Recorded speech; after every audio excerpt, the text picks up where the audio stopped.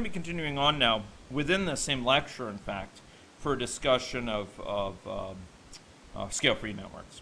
So we've talked about several types of networks supported by AnyLogic. We talked about the distance-based networks. We talked about ring lattice. We talked about Poisson random, and we talked about small world. And we also talked about various types of layouts that can be used with those networks, being important for understanding, and in some cases important for sort of where people are, who is connected. What we're going to be looking at now is a particular class of network that's attracted a lot of attention recently. And it's a very interesting class from an analytic as well as a practical standpoint. And it's called a scale-free network. And we'll talk about why it's called scale-free, how they're realized in AnyLogic, and give some flavor of sort of where they arise. So we've seen heterogeneity in some of the network types we've looked at. So of the network types we've examined today, what types of these networks that we've looked at exhibit heterogeneity in terms of the number of connections people have with others? Or maybe I'll ask it the reverse. What type of network have we looked at today which doesn't exhibit heterogeneity? The ring lattice. Again, I'm not quite sure what AnyLogic does with non-even number things. Maybe it has some random thing, but for all the even number ones where you're connected in a very regular way with a certain number symmetrically on each side, it's all uniform characteristics, right? The extreme that I referred to. All the others, Poisson random, distance-based, small world, they all exhibit some measure of heterogeneity. But relatively speaking, that degree of heterogeneity was fairly modest. Nonetheless, heterogeneity in network structure is something that's attracted a lot of attention. And even that measure of heterogeneity can be important. For example, at a prosaic level, the difference between having 0 and 1 connections, right, could be important. As we know, in connecting components, right? If the infection started in one component, it matters a lot if by chance someone's connected and your component is connected with that component or not. Because if they're not, it might not be able to bridge over to your component. So heterogeneity, the chance of connections and so on, it can have some difference. Here, with the infection spread context, and indeed with idea spread, it acquires a special degree of significance because someone with a high number of partners, a high number of connections, is simultaneously more likely to be infected by, or this could be,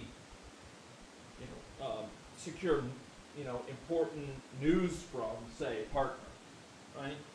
So they're simultaneously more likely to be infected by someone with an idea, with a pathogen, and more likely to pass it on to another person. They have a bigger catchment basin, so to speak, and a bigger number of people that they directly influence. And for both those reasons, when it comes to infectious diseases, and indeed when it comes to influence, these people with a high number of connections are really, really interesting and important characters for many applications.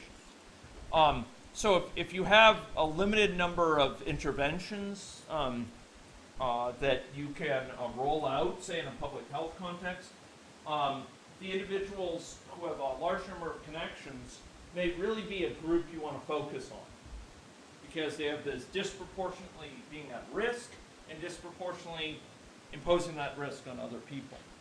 And often we see very different infection rates in high contact individuals. It was observed, I should give a little bit more context, it was observed that, that there were some contexts where when you modeled a situation in a classic way assuming well-mixed population, some mean number of connections per person. This kind of glosses over, you know, sort of who has more, who has less, some mean number across the population. Well, you modeled some things this way for certain diseases out there, certain infections that spread through the population accompanying their diseases. The infection should have died out. It shouldn't have stuck around. It should have been beyond that tipping point where it would disappear without public health intervention. But it was still persistent. And even with a lot of effort, sometimes these infections, say gonorrhea in some cities, would stick around. You couldn't drive it easily out of existence. And it was noted that, well, the fraction of people in the population that had gonorrhea might be very, very small. Those people were often what some of my STI contact partners, people in STI clinics I work with, call frequent flyers. They're people who get it a lot. So there's a lot of people who don't get it all, and some people get it a lot. And there's a question about, well, why isn't this thing dying out? With a lot of childhood infections, there was huge success in driving them to near extinction. So you look at chickenpox, you look at measles, you look at mumps. And for many, many years, because of vaccination efforts in large part, we were able to secure what's called herd immunity. Even though individuals in the population might still be susceptible, the population as a whole was resistant to it because there was too few people out there who were susceptible for it to really catch fire. So that each person who got it by chance, maybe bring it back from another country or whatever, would only typically transmit it to less than one person before they recovered. It would kind of peter out. It would die out. Maybe they'd infect 2 people if they're really unlucky, but each of those would be surrounded by enough people who were resistant to it that on average they wouldn't infect enough for it to take hold. And the thought was that it should be that way for some other conditions, but it wasn't. Those conditions were persistent. They were living, but they were living in certain subgroups within the population. Certain subgroups that had distinctive characteristics in terms of, say, contact patterns. And, you know, people were interested in, could we have a disproportionate effect by focusing on those individuals, focusing our effort on those frequent flyers rather than, you know, anti-gonorrhea efforts on your average typical, you know, randomly selected person within the population. So looking at this, what people found was that, and I'll skip forward perhaps a few slides here, was that if you look at the number of the characteristics of individuals, one of the things that struck researchers about these cases was that often the infection was circulating in individuals who were a very small fraction of the population, this being sort of the fraction of the population associated with groups with a certain number of partners, sexual partners in a one-year period. There were some people with very large number of partners, very small numbers of those people, but that's where the infection would be living. And then there's lots of people who are very few partners, say one partner a year, but who would occasionally get infected by those who had lots and lots.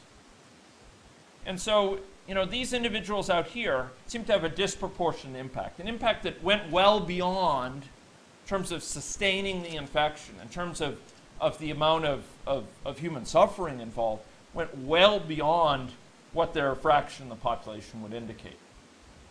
And people noticed that these were really pronounced heterogeneity. So, such that, you know, sometimes you'd have people with tens, even hundreds of sexual partners a year.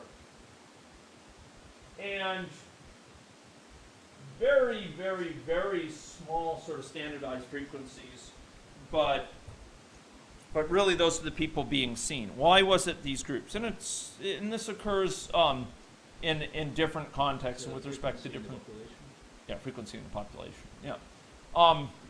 So people started investigating networks that would capture some of these characteristics, some of the salient features of these situations. And one of them was just the pronounced heterogeneity. Another issue was the fact that you have this so-called log-log behavior, where if you plot things out on a log-log plot, where this is the number of sexual partners per year, this is the relative frequency, sort of standardized frequency, you can actually reproduce some of these empirical patterns that suggest a straight line when you look at it in a log-log plot.